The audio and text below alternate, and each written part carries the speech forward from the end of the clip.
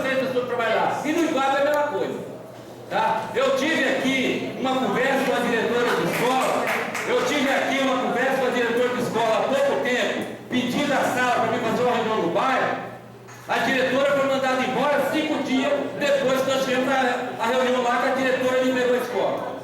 Que negócio é esse nesse município nosso?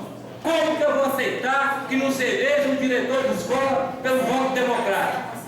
Qual a autoridade que eu tenho como vereador de estar indicando diretor de escola? Qual a autoridade que o prefeito tem de estar liberando o vereador para indicar diretor de escola? Do jeito que o vereador quer. Qual é a minha autoridade como parlamentar? Eu quero saber da sociedade que está aqui na tribuna hoje me ouvindo. Qual é a minha autoridade que eu posso fazer isso com a população, com um bairro que tem 1.000, 2.000 alunos numa escola? Eu gostaria de saber. Então eu voto em favor das 19 audiências públicas e de uma semana que os professores ficaram sentados discutindo as teses e as estratégias do Plano Municipal de Educação. Tá bom? Eles não estão aqui porque eles